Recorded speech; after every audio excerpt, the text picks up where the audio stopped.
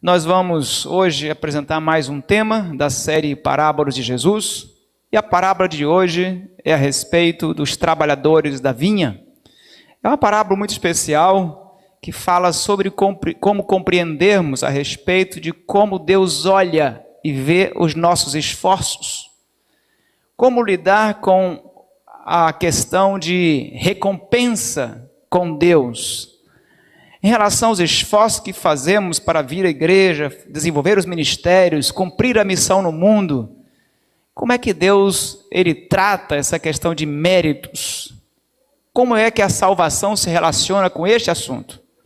Então, para nos ajudar na compreensão da parábola dos trabalhadores na vinha, que ela é apresentada em 3 evangelhos, nós vamos hoje, em maneira especial, fazer uso do relato que está em Mateus, capítulo 20, os versículos de 1 a 16. Mateus capítulo 20, versículos 1 a 16, é o texto bíblico que vamos usar para o estudo dessa parábola. Porque o reino dos céus é semelhante a um dono de casa, que saiu de madrugada para assalariar trabalhadores para a sua vinha, e tendo ajustado com os trabalhadores a 1 denário por dia, mandou-os para a vinha. Saindo pela 3ª hora, viu na praça outros que estavam desocupados, e disse-lhes: Ide vós também para a vinha, e vos darei o que for justo. Eles foram. Tendo saído outra vez, perto da hora 6ª e da 9ª, procedeu da mesma forma. E saindo por volta da hora undécima, encontrou outros que estavam desocupados, e perguntou-lhes: Por que estivestes aqui desocupados o dia todo? Eles então responderam-lhe: Porque ninguém nos contratou. Então lhes disse ele: Ide também vós para a vinha. Ao cair da tarde, disse-lhe o senhor da vinha ao seu administrador: Chama os trabalhadores e paga-lhes o salário, começando pelos últimos, indo até os primeiros. Vindos da hora undécima, receberam cada um deles 1 denário. Ao chegarem os primeiros, pensaram que receberiam mais. Porém, também esses receberam 1 denário cada um. Mas tendo recebido, murmuravam contra o dono da casa, dizendo: Estes últimos trabalharam apenas 1 hora. Contudo, os igualastes a nós, que suportamos a fadiga e o calor do dia. Mas o proprietário, respondendo, disse a um deles: Amigo, eu não te faço injustiça. Não combinastes comigo 1 denário?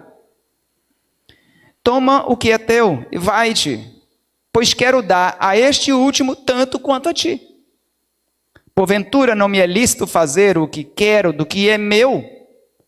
Ou são maus os teus olhos, porque eu sou bom?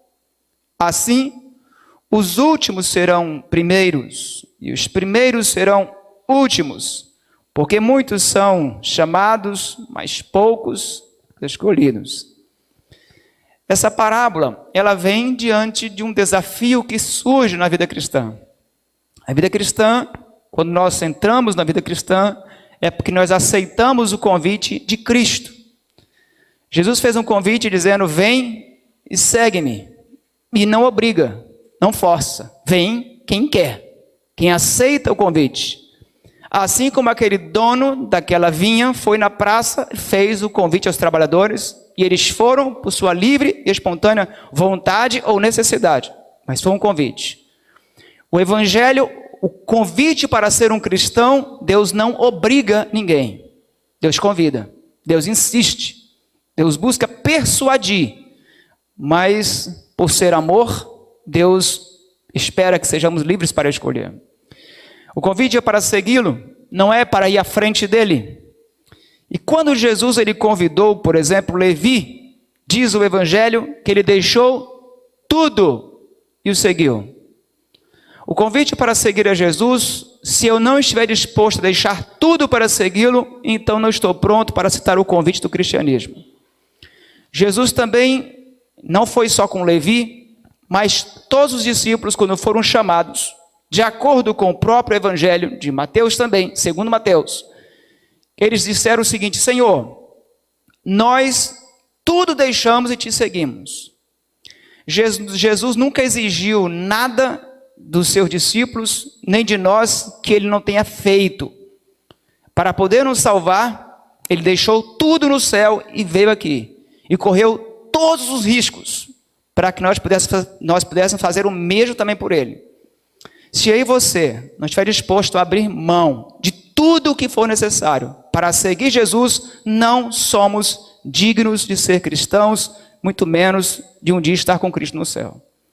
Por isso os discípulos, então, diante desse preço exigido, eles então fizeram uma pergunta: Senhor, e nós que deixamos tudo, deixamos casa, deixamos trabalho, alguns deixaram família, deixamos tudo e te seguimos, o que nós vamos ganhar? É por isso que surge a parábola dos trabalhadores da vinha, para responder essa pergunta. Algumas pessoas, para serem adventistas, alguns tiveram que deixar o emprego, porque o sábado não era liberado. Nós já conhecemos história de pessoas que foram, inclusive, rejeitadas pela sua família.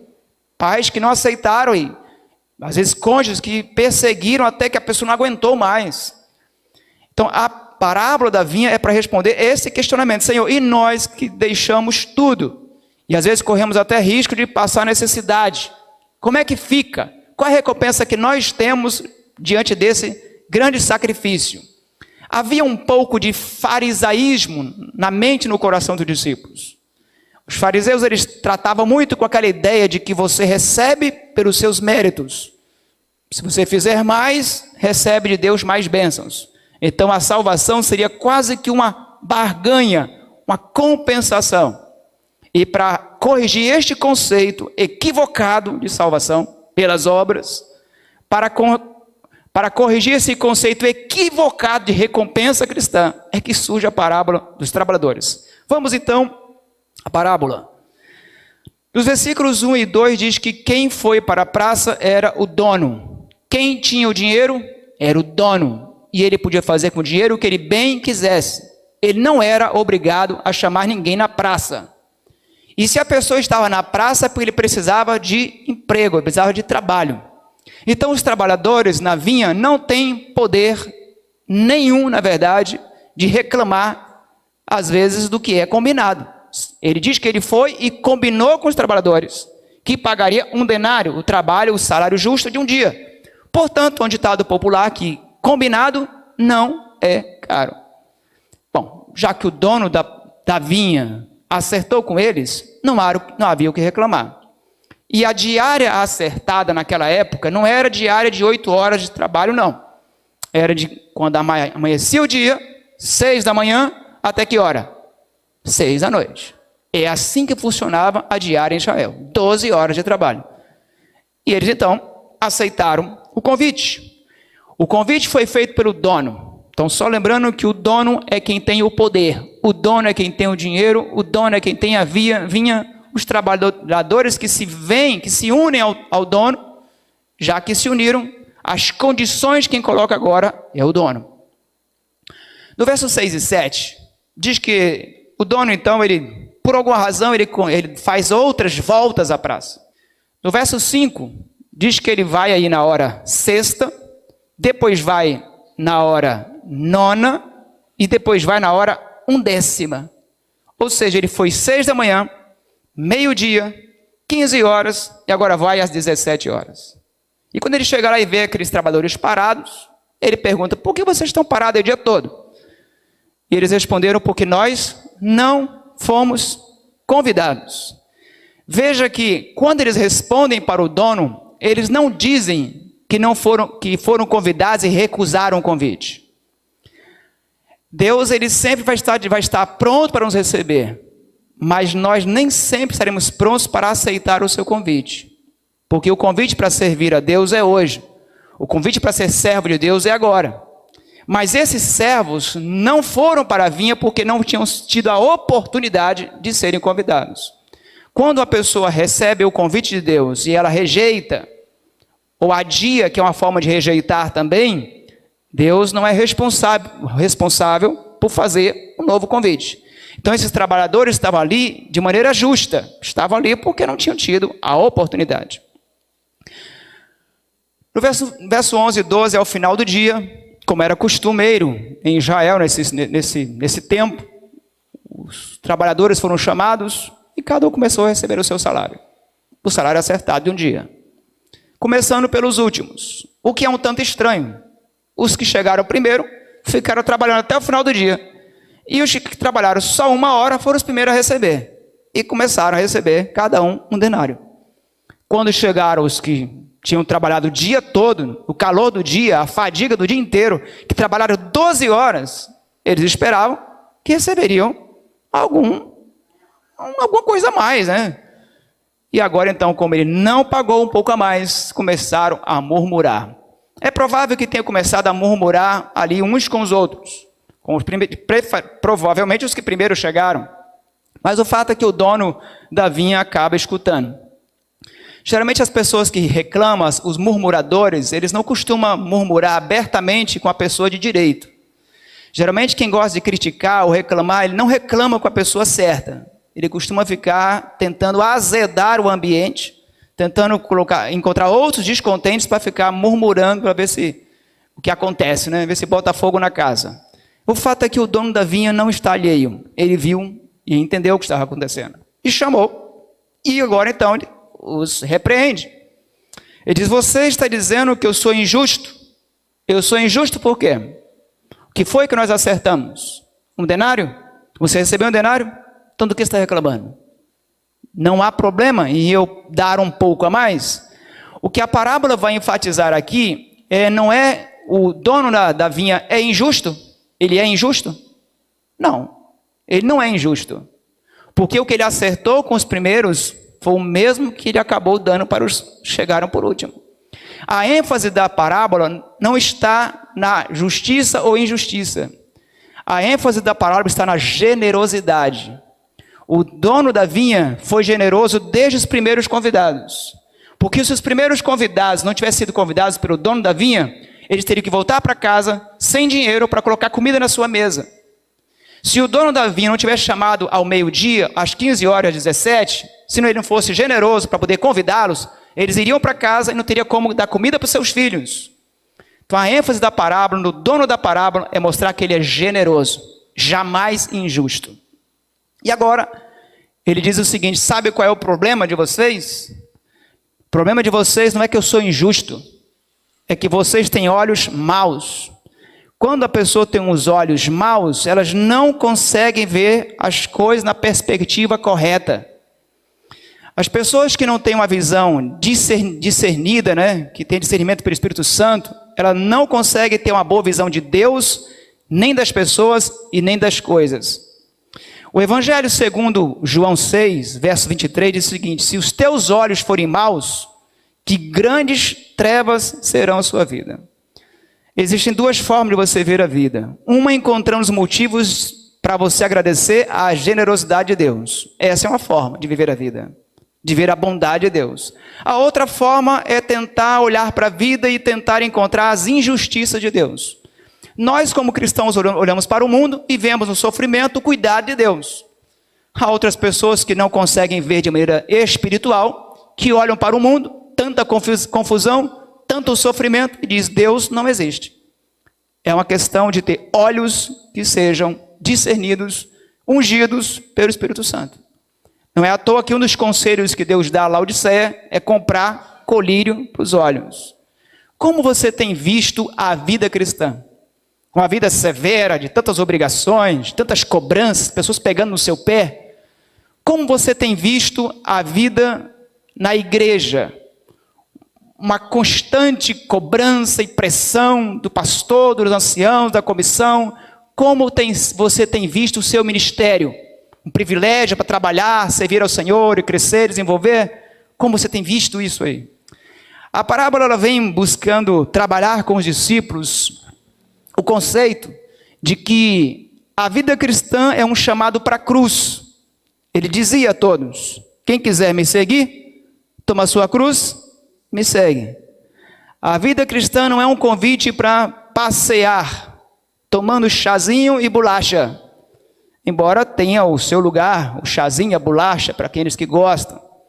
Mas a vida cristã é um chamado para sofrimento também. A vida cristã é chamado para sofrer. É chamado para renúncia. É chamado para comprometimento, para compromisso. Agora, Jesus também garante que aquele que sofrer por ele, as alegrias da vida eterna nem se compara ao sofrimento desta terra. Paulo, em Efésios 2, verso 8 e 9, ele resume o conceito principal dessa parábola dos trabalhadores da vinha. Ele diz o seguinte: pela graça sois salvos. Isso não é dom de vós. É um dom? Isso não vem de vós, é um dom de Deus. Não é de obras, para que ninguém se glorie. O objetivo da parábola da vinha é mostrar que toda a recompensa que vem do trabalho, seja de quem chegou primeiro, seja quem chegou depois, seja quem trabalhou mais horas ou trabalhou menos horas para Deus, só vem unicamente da generosidade e da bondade de Deus. Quando aqueles trabalhadores reclamaram que todos foram igualados perante Deus, é porque é exatamente isso que a graça nos faz. Como nós somos pecadores, estamos jogados na praça para sermos destruídos pelo pecado. Mas Cristo veio a este mundo, à praça, e nos convidou, e nos ofereceu a oportunidade de estar na vinha dele e trabalhar para ele. E nós aceitamos o convite. E nós já sabíamos do preço a pagar e o que tínhamos a receber. E entramos. Só que não importa o crente que está nessa igreja há 30 anos trabalhando para Deus. Não importa o crente que batizou ontem e começou a trabalhar agora. Não importa o crente que dizimou não sei quantos R$1.000. Ou o crente que começou a dizimar agora R$10. Quando o assunto é salvação, isso não faz absolutamente nenhuma diferença. Se você trabalhou horas, milhares de anos de estudo bíblico, levou pessoas diversas ao batismo, ou você que chegou agora ainda está fazendo visita missionária para conseguir o primeiro estudo bíblico, quando o assunto é salvação e mérito por essas obras feitas, vigília, jejum, oração, não sei quantos congressos, não sei quantos sermões, sim, e daí?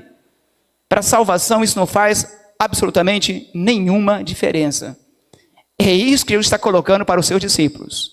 Vocês estão me perguntando por que deixaram tudo e me seguiram o que vão ganhar? Pois é, eu quero que vocês saibam que não importa quem chegou primeiro, quem chegou depois, quem renunciou mais, quem renunciou menos. A salvação será unicamente porque eu sou generoso, eu chamei e eu vou dar aquilo que nós já acertamos. A salvação vem porque é um dom de Deus para nós. Por isso, Jesus diz na sua palavra o seguinte: tudo o que for feito para Deus tem que seguir o exemplo de Cristo. Tudo que fizerdes para Deus, fazei-o como sendo de todo o coração. E fazendo como para o Senhor, porque é para Cristo que estamos fazendo. E recebereis do Senhor então a recompensa. E é claro que a recompensa é garantida porque lá em Marcos 10, 30, em Mateus também 19, 29, diz que nós receberemos nesta vida ainda 100 vezes mais. Não há nada que Deus mandou de deixar para trás para seguir Jesus que valha de fato a pena.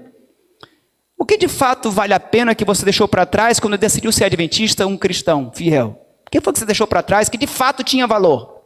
Não tem. Só fazia mal você, só destruía você. Mas às vezes Deus também manda a gente deixar para trás coisas que poderiam te fazer bem, ou coisas importantes também. Como o jovem rico, Deus mandou que ele deixasse para trás toda a sua fortuna, toda a sua riqueza, dividisse com os pobres. Ele não aceitou.